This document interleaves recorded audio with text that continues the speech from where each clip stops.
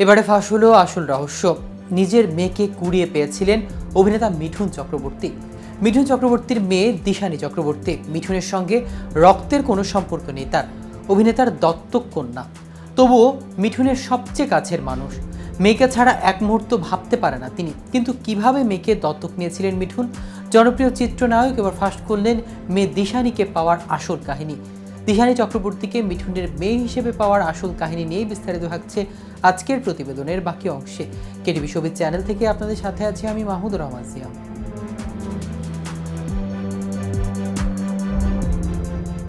পশ্চিমবঙ্গের জনপ্রিয় অভিনেতা মিঠুন চক্রবর্তীর সঙ্গে তার মেয়ের সঙ্গে রক্তের কোনো সম্পর্ক নেই, তবুও যেন মেয়েই তার সব। মেয়ে দিশানী চক্রবর্তীকে কুড়িয়ে পেয়েছিলেন মিঠুন চক্রবর্তী। জানা গেছে, রাস্তা দিয়ে যাচ্ছিলেন এক ব্যক্তি, হঠাৎ কলকাতার এক ডাস্টবিনের পাশে একটি কন্যা শিশু পড়ে থাকতে দেখে পুলিশকে খবর দেয় তিনি। দ্রুত ঘটনাস্থলে এসে শিশুটিকে উদ্ধার করেন তারা। পরে একটি স্বেচ্ছাসেবী সংগঠনের দায়িত্বে রাখা হয় শিশুটিকে। সেখান থেকে নিজের বাড়িতে নিয়ে আসেন মিঠুন ও তার স্ত্রী যোগিতা। নাম দেন দিশানী। পরবর্তীতে আইনি কাগজপত্রে সই করে দিশানীকে দত্তক নেন তারা।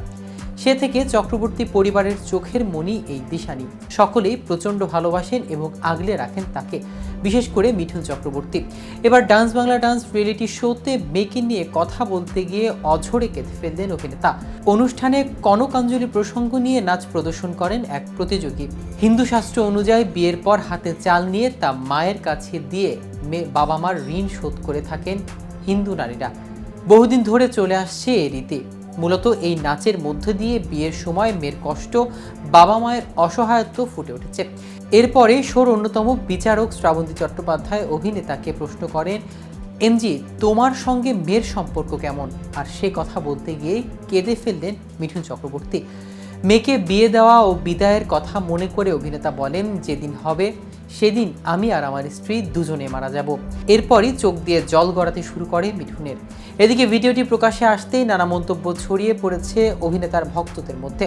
একজন লিখেছে, যত বড়ই সুপারস্টার হন না কেন, দিন শেষে তিনি তো একজন বাবাই। প্রসঙ্গত, মিঠুন কন্যা দিশানী ভীষণ সুন্দরী।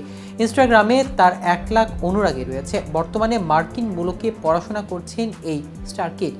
ঘনিষ্ঠ সূত্র মতে বাবা ভাইয়ের মতো শোবিজ দুনিয়ার নাম লেখাতে চান দিশানী। প্রসঙ্গত, মিঠুন চক্রবর্তী হলেন একজন ভারতীয় অভিনেতা, চলচ্চিত্র প্রযোজক, চিত্রনাট্যকার, উদ্যোক্তা ও রাজনীতিবিদ, যিনি প্রধানত হিন্দি ও বাংলা সিনেমায় কাজ করেন।